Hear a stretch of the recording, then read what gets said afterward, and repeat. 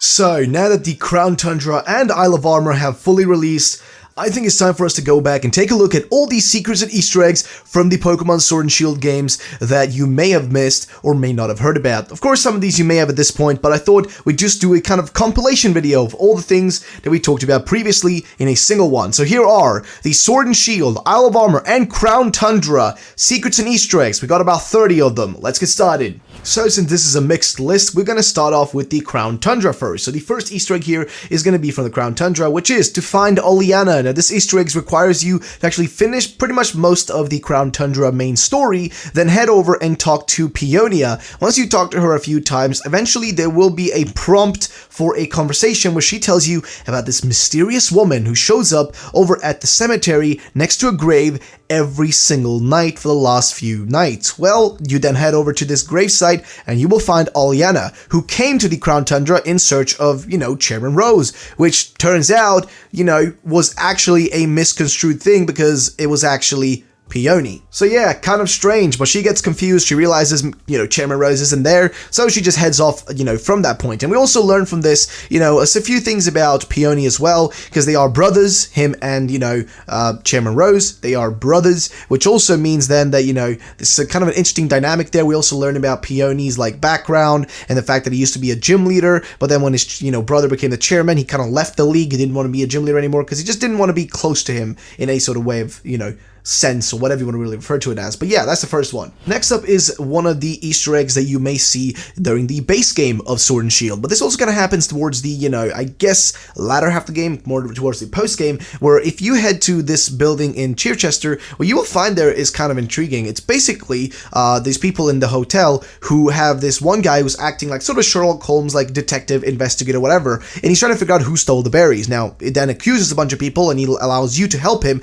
and if you decide to accuse different, the different people there, they will all give different responses and choices, and then it all turns out it was all done by I think a Squavit. I think a Squavit did it, and yeah, they all chase after the guy and just want to destroy him. So it's kind of a fun little Easter egg, side quest, whatever you really want to refer to it as. Then we have one of the Easter eggs from the Crown Tundra and the Isle of Armor, which is the completed Pokédex. Yes, so this is technically also in the base game. This is one that kind of covers all of them, but basically, in the Crown Tundra and Isle of Armor, once you complete your Crown Tundra and Isle of Armor Pokédex, you can head to the station, both in the Isle of Armor and Crown Tundra, and talk to the professor's assistant there. Yes, there will be one of those professor assistants there, and if you talk to her, she will reward you with a diploma, as well as a, depending on if you're in the Isle of Armor or Crown Tundra, a different crown. Yeah, you get a golden crown. That's pretty awesome. So it's kind of a cool little Easter egg, really fun little thing that you guys can check out. Next is one from the base games of Sword and Shield. Now, if you head to Chichester, you will find a man by the bath that's there, kind of the pool bath, whatever you want to refer to it as. You'll find a man there that's got this black shirt, kind of gray pants, and black hair on him.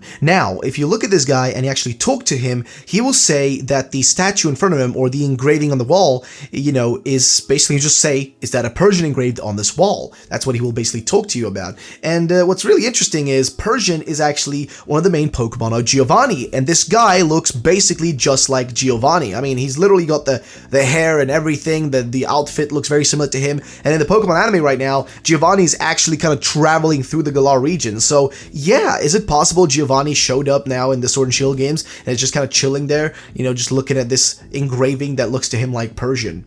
Who knows? So next up, we gotta include, of course, the ghost girl of Sword and Shield. Her name is Paula, and she's found in Hammerlock. She's around the upper part next to the castle, so to say, next to this fountain, and if you talk to her, she will tell you that she's got a letter that she wants delivered to a boy that she seemingly liked.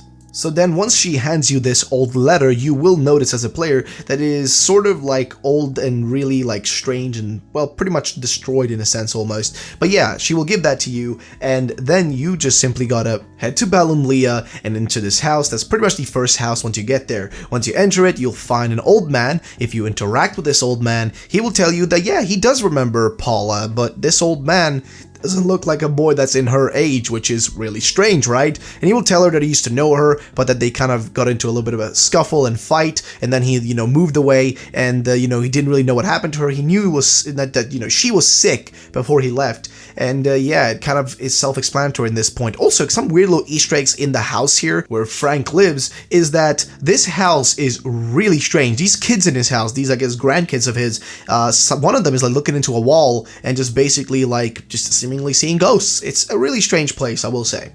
So we have to include the Regifactor Easter egg, of course coming to us from the Crown Tundra. So yeah, the Regifactor Easter egg is basically the one from Platinum. Now if you don't know what I'm talking about, basically, if you go and catch the Regis in the Crown Tundra, what you will notice very early on is that it's very similar to an event that existed in Pokemon Platinum, which was the Regifactor. And basically there were these plates on the ground which you have to step on, which then would glow up, and then it would kind of spawn in, guess what, the Regis. So yeah, that same thing existed in Platinum, and now it exists also in, guess what? The Crown Tundra and Sword and Shield. So yeah, a pretty cool little Easter egg they added in. It's most likely pointing towards Diamond and Pearl remakes in the future. And we have a Sword and Shield base game one, which is the Joy-Con Easter egg in the player's bedroom. So, but depending on what color your Joy-Cons are, once you go into the player bedroom in Pokemon Sword and Shield, you will notice that if you change your Joy-Con colors, like in real life, they will actually change according to the same, real Joy-Cons you have in the video game bedroom, which is so freaking cool. It is a pretty small Easter egg, but pretty awesome anyways. The Toxicroak Easter egg in Hop's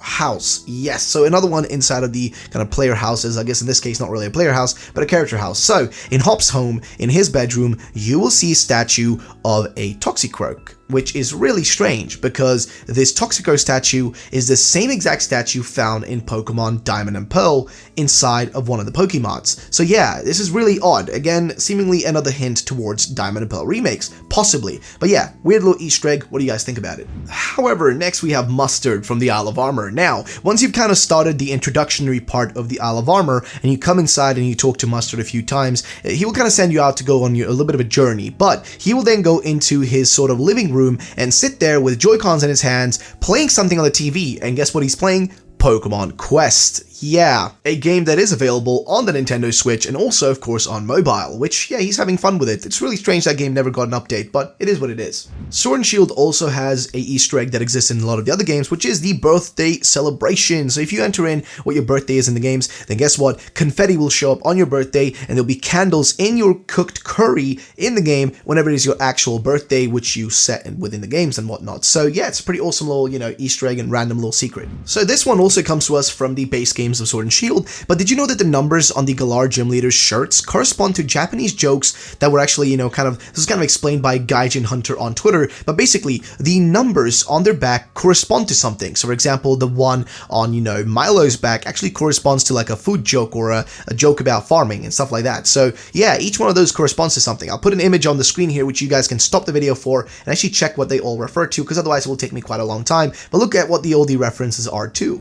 So, if you head over to, I think, Chichester, there is something interesting for you to find there. See, Morimoto exists there, and when you go there, you can actually battle him once you are the champion. And if you do this, he will give you a funny little reward. And I do love these sort of things where they include the actual developers in the games, and in this case, Morimoto is there, and he's been in the other games as well. So yeah, definitely go there, find yourself Morimoto, battle him, and see what he's going to give you. There is a free type null that can be given to you if you head to the guy on the left side inside the battle tower, after you complete it and become the champion. So yeah, a free type null, which is really odd because it's usually meant to be like a singular one of those, but guess what? You can get a free one, and it's kind of a random little secret, so definitely go get yourself a free type null. So this one also comes to you from the base games of Sword and Shield, and it's something that you guys may have noticed, but there is basically authentic and forgery poltergeists. So yeah, basically, poltergeists will be looking for, pottery and stuff like that, I guess, to just enter, but sometimes there'll be authentic ones, and then there'll also be forged ones that are fake that, aren't real. And you can know this by checking if there is a real one, by checking the bottom of it and seeing if there is a marking. If there is one, it's an authentic one. If there isn't, it's a fake one. It is a rip-off. It's a bootleg, basically. Crown Tundra once again brings us another Easter egg, and this time it is the Spiritomb factor. So yes, we've got the Regi factor, and we now have the Spiritomb factor. So yes, if you guys don't remember the Spiritomb factor, it was in Diamond and Pearl, where it kind of required you to essentially go to Route 209, have an odd keystone, put it inside of essentially a well or a hole. Once you've done this, go interact with 32 people in the wireless mode of the game, and once you've done this, you head back and you will have a Spiritomb spawn in there. The same thing now is available in the Crown Tundra, where if you go to a grave around the Dynatree Hill, you will find it, interact with it, it will tell you to spread the word, and once you spread the word to 32 players in the game world, and they all hand you some food, you come back, there'll be a Spiritomb that's spawned there. And you can do this several times, by the way, same way you could do it several times if you had several,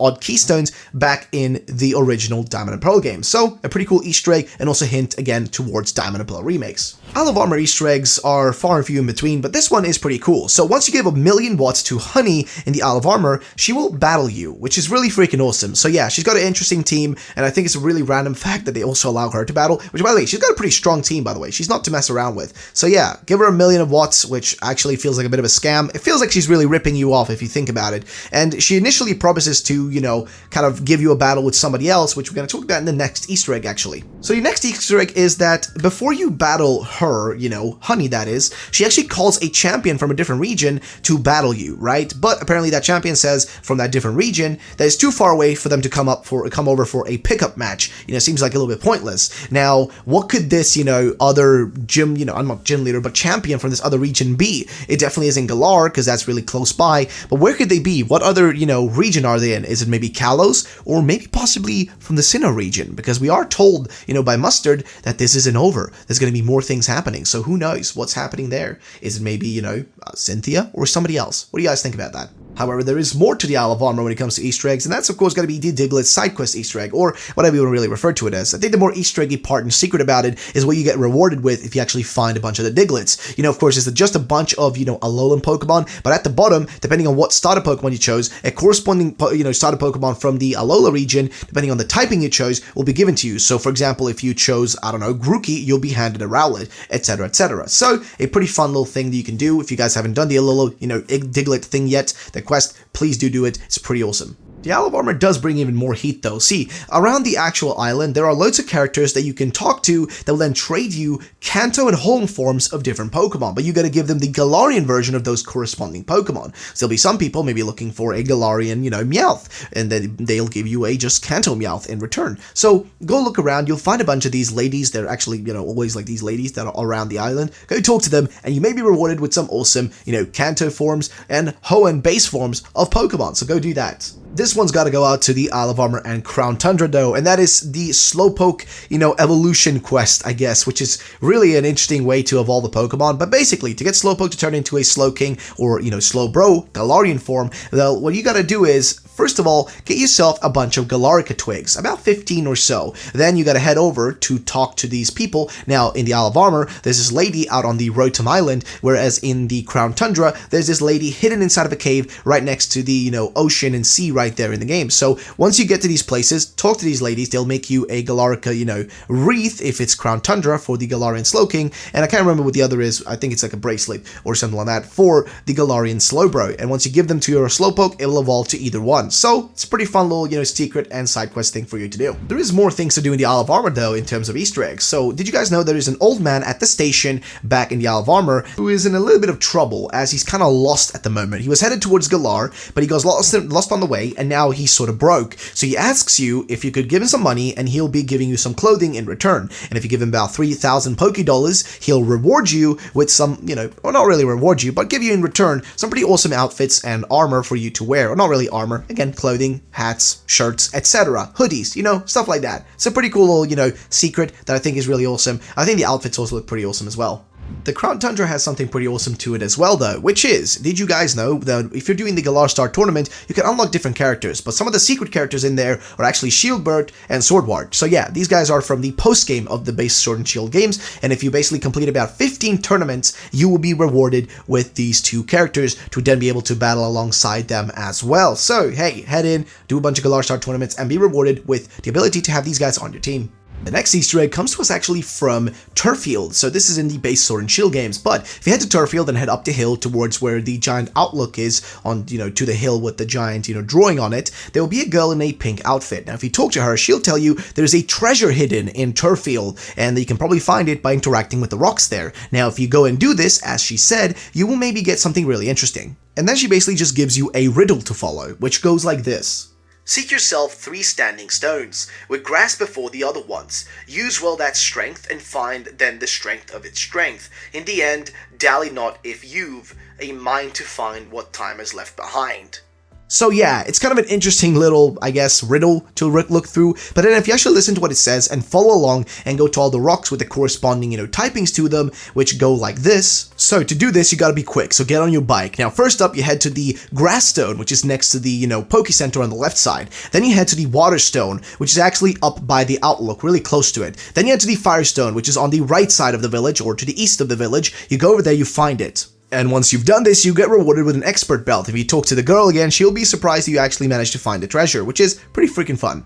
This next secret is actually also from the Sword and Shield base games, but if you head over to Hullbury, the area where, I guess, Nessa's gym is located, you guys may remember that you had a conversation with Chairman Rose inside of a restaurant. Now, what you may not know is if you talk to the actual chef inside the restaurant, he'll tell you that his normal delivery driver is actually not available right now. He's seemingly sick or something, and he'll ask you to do the deliveries for him. Now, if you do these, do all these deliveries, he'll reward you with a bunch of nuggets and like a large EXP candy and stuff like that. But once you've done the final delivery, he'll instead reward you with a lucky egg, which is pretty freaking awesome. So there you go.